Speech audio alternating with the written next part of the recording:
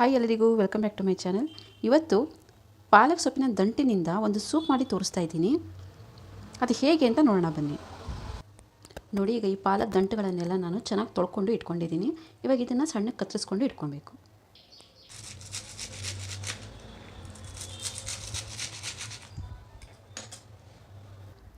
ನೋಡಿ, ಹೀಗೆ ಕಟ್ ಮಾಡ್ಕೊಂಡು ಇಟ್ಕೊಂಡಿದ್ದೀನಿ. ಈಗ ಒಂದು ಕುಕ್ಕರ್ನಲ್ಲಿ ಸ್ವಲ್ಪ ನೀರನ್ನು ಹಾಕ್ತಾಯಿದ್ದೀನಿ.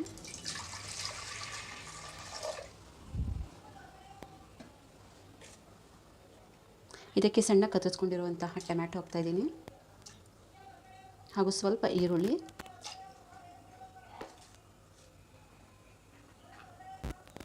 ಹಾಗೂ ಬೆಳ್ಳುಳ್ಳಿನ ಹಾಕ್ತಾಯಿದ್ದೀನಿ.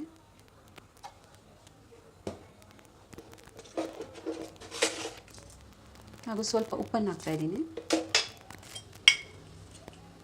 ಹಾಗೂ ಸ್ವಲ್ಪ ಅರಿಶಿನ, ಹಾಗೂ ಸ್ವಲ್ಪ ಕುಕ್ಕಿಂಗ್ ಆಯಿಲನ್ನು ಹಾಕ್ತಾಯಿದ್ದೀನಿ. ಈಗ ಕತ್ತರಿಸ್ಕೊಂಡಿರುವಂತಹ ದಂಟೇನಿದೆ, ಪಾಲಕ್ ಸೊಪ್ಪಿನ ದಂಟು, ಈಗ ಪಾಲಕ್ ಸೊಪ್ಪಿನ ದಂಟನ್ನು ಹಾಕ್ತಾಯಿದ್ದೀನಿ.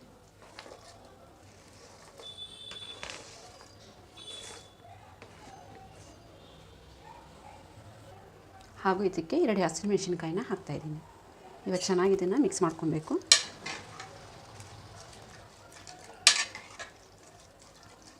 ಇವಾಗ ಇದು ಮಿಕ್ಸ್ ಆಗಿದೆ. ಈಗ ಕುಕ್ಕರ್ನ ಲಿಡ್ಡನ್ನು ಕ್ಲೋಸ್ ಮಾಡಿ 1 ವಿಷಲ್ನ ಬರೆಸಬೇಕು. ನೋಡಿ, ಈಗ 1 ವಿಷಲ್ ಬಂದಿದೆ. ಚೆನ್ನಾಗಿದ್ದು ಬೆಂದಿದೆ, ದಂಟುಗಳೆಲ್ಲ ಚೆನ್ನಾಗಿ ಬೆಂದಿದೆ. ಇದನ್ನು ಈಗ ಸೋಸ್ಕೊಂಡು ಈ ದಂಟುಗಳೆಲ್ಲ ತಣ್ಣಗಾದ್ಮೇಲೆ ಇದನ್ನು ಮಿಕ್ಸಿ ಜಾರಲ್ಲಿ ಹಾಕ್ಬಿಟ್ಟು ಪೇಸ್ಟ್ ಥರ ಮಾಡ್ಕೊಬೇಕು.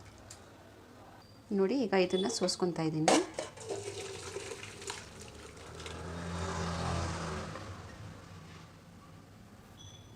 ಈಗ ಇದು ಸೋಸ್ಕೊಂಡಿದ್ದೀನಿ.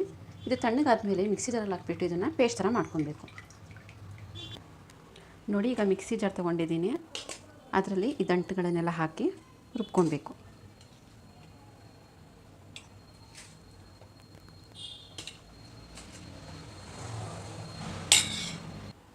ಹಾಗೆ ಇದು ರುಬ್ಕೊಡುವಾಗ 1 ಚಮಚ ಧನಿಯಾ ಪೌಡ್ರನ್ನ ಹಾಕ್ಕೊಬೇಕು.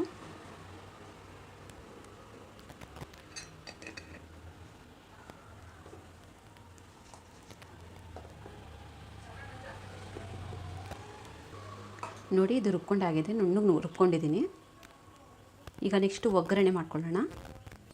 ಈಗ ಒಗ್ಗರಣೆಗೆ ಮೊದಲು ಒಂದು ಕಡಾಯಿ ಇಟ್ಟು ಅದಕ್ಕೆ ಸ್ವಲ್ಪ ಆಯಿಲನ್ನು ಹಾಕಿ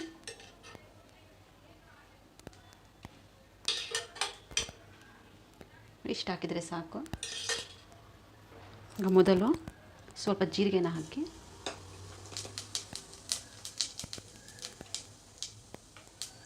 ಸ್ವಲ್ಪ ಶುಂಠಿ ಬೆಳ್ಳುಳ್ಳಿ ಪೇಸ್ಟ್ ಚೆನ್ನಾಗಿ ಹುರ್ಕೊಬೇಕು.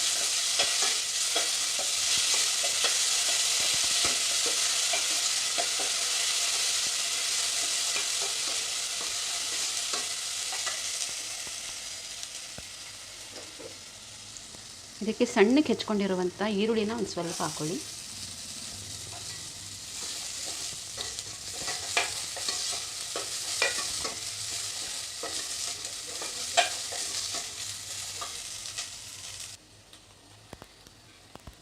ಈಗ ಅರ್ಧ ಚಮಚದಷ್ಟು ಪೆಪ್ಪರ್ ಪೌಡರ್ನ ಹಾಕ್ತಾಯಿದ್ದೀನಿ.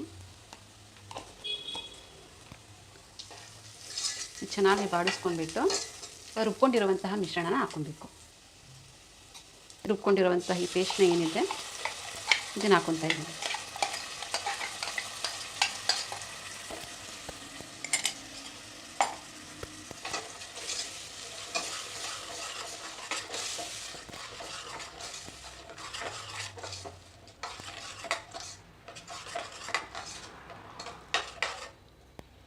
ಇದನ್ನು 1-2 ನಿಮಿಷ ಹಾಗೆ ಚೆನ್ನಾಗಿ ಇದನ್ನು ಈ ಒಗ್ಗರಣೆಯಲ್ಲೇ ಚೆನ್ನಾಗಿ ಇದನ್ನು ಫ್ರೈ ಮಾಡ್ಕೊಬೇಕು.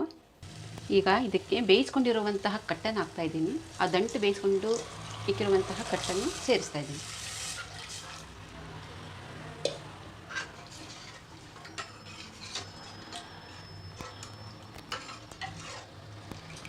ಇದು ತುಂಬ ಹೆಲ್ತಿಯಾದ, ತುಂಬ ಆರೋಗ್ಯಕ್ಕೆ ಒಳ್ಳೆಯದಾದಂತಹ ಒಂದು ಸೂಪ್ ಆಗಿದೆ. ಪಾಲಕಲ್ಲಿ ನಮಗೆ ಗೊತ್ತಿರೋ ಹಾಗೆ ಹೆಚ್ಚಿನ ಐರನ್ ಇರೋದ್ರಿಂದ ತುಂಬಾ ಒಳ್ಳೆಯದು ಮೈಗೆ. ಈ ಥರ ನೀವು ಈ ದಂಟನ್ನು ಬಿಸಾಕದೆ ದಂಟಿನಿಂದ ಈ ಥರ ಒಂದು ಸೂಪ್ ಮಾಡಿಕೊಂಡು ಕುಡಿಯೋದ್ರಿಂದ ಅಥವಾ ಅನ್ನದ ಜೊತೆನೂ ತಿನ್ನಬಹುದು. ಈ ಥರ ನೀವು ಮಾಡ್ಕೊಂಡು ಕುಡಿಯೋದ್ರಿಂದ ತುಂಬಾ ಆರೋಗ್ಯಕ್ಕೆ ಒಳ್ಳೆಯದು. ನೋಡಿ, ನೀವು ಒಂದು ಸತಿ ಈ ಥರ ಟ್ರೈ ಮಾಡಿ, ತುಂಬಾ ಚೆನ್ನಾಗಿರುತ್ತೆ. ಹಾಗೂ ನೀವು ದಂಟನ್ನು ಬಿಡಿಸ್ಬೇಕಾದ್ರೆ ನೋಡಿ, ದಂಟು ತುಂಬ ಎಳೆಯದಾಗಿದ್ದರೆ ಮಾತ್ರ ತೊಗೊಳ್ಳಿ. ತುಂಬ ಬೊಳ್ತಿರೋದು ಅಥವಾ ತುಂಬ ನಾರಿರೋದನ್ನು ತೊಗೊಬೇಡಿ. ಎಳೆದಾದ ದಂಟನ್ನು ತೊಗೊಂಡು ಈ ಥರ ಸೂಪ್ ಮಾಡಿಕೊಂಡು ಮಕ್ಕಳಿಗೂ ಕೊಡ್ಬೋದು, ನೀವು ಕುಡೀರಿ. ತುಂಬಾ ಆರೋಗ್ಯಕ್ಕೆ ತುಂಬಾ ಒಳ್ಳೆಯದು. ಇವಾಗ ಇದು ಕುದಿ ಬರಬೇಕು. ನಿಮಗೆ ಎಷ್ಟು ಗಟ್ಟಿ ಬೇಕೋ ಅಷ್ಟು ಗಟ್ಟಿ ಮಾಡ್ಕೊಳ್ಳಿ. ಇಲ್ಲ ತುಂಬ ಗಟ್ಟಿ ಆದರೆ ಸ್ವಲ್ಪ ನೀರನ್ನು ಸೇರಿಸ್ಕೊಳ್ಳಿ. ತುಂಬ ಗಟ್ಟಿ ಅನ್ನಿಸ್ತಾ ಇದೆ, ಇದರಲ್ಲಿ ನಾನು ಇನ್ನೊಂದು ಸ್ವಲ್ಪ ನೀರನ್ನು ಸೇರಿಸ್ಕೊತಾ ಇದ್ದೀನಿ.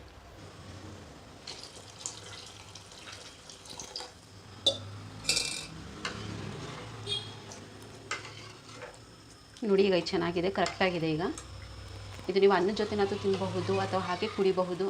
ಮಕ್ಕಳೆಲ್ಲ ತುಂಬ ಇಷ್ಟಪಟ್ಟು ಕುಡಿತಾರೆ, ಇಷ್ಟಪಟ್ಟು ತಿಂತಾರೆ ಅನ್ನದ ಜೊತೆ.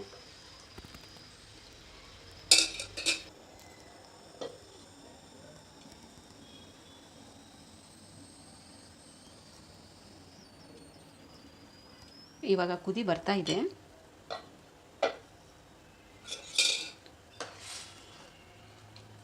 ನೋಡಿ, ತುಂಬ ಚೆನ್ನಾಗಾಗಿದೆ ಸೂಪು. ಇವಾಗ ಕೊನೆಯದಾಗಿ ಇದರಲ್ಲಿ 1 ಚಮಚ ತುಪ್ಪನ ಸೇರಿಸಿದರೆ ರುಚಿಯಾದ ಬಿಸಿ ಪಾಲಕ್ ದಂಟಿನ ಸೂಪ್ ರೆಡಿ ಆಗುತ್ತೆ. ನೋಡಿ, ಇದಕ್ಕೆ ತುಂಬಾ ಟೇಸ್ಟಿಯಾಗಿರುತ್ತೆ. ನೀವು ಒಂದು ಸತಿ ಮಾಡಿ. ನನ್ನ ವಿಡಿಯೋಗಳು, ನಾನು ಮಾಡುವಂತಹ ರೆಸಿಪಿಗಳು ನಿಮಗೆ ಇಷ್ಟ ಆದಲ್ಲಿ ಪ್ಲೀಸ್ ನನ್ನ ಚಾನಲ್ಗೆ ಸಬ್ಸ್ಕ್ರೈಬ್ ಆಗಿ ಹಾಗೂ ಆಲ್ ನೋಟಿಫಿಕೇಷನ್ನ ಸೆಲೆಕ್ಟ್ ಮಾಡಿಕೊಡಿ. ಈಗ ಫೈನಲಿ ರೆಡಿಯಾಗಿದೆ.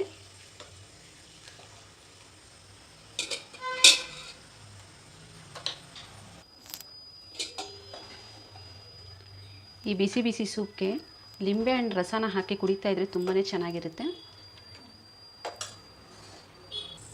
ನೋಡಿ, ಈ ಸೂಪ್ ರೆಡಿಯಾಗಿದೆ. ಈಗ ಇದಕ್ಕೆ ಲಿಂಬೆ ಹಣ್ಣನ್ನು ಹಿಂಡ್ಕೊಂಡು ಕುಡಿದ್ರೆ ತುಂಬಾ ಚೆನ್ನಾಗಿರುತ್ತೆ.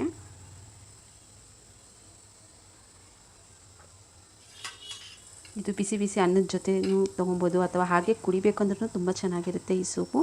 ನೀವು ಒಂದು ಸತಿ ಟ್ರೈ ಮಾಡಿ ನೋಡಿ. ವಿಡಿಯೋನ ವಾಚ್ ಮಾಡಿದ್ದಕ್ಕೆ ಧನ್ಯವಾದಗಳು. Thank you.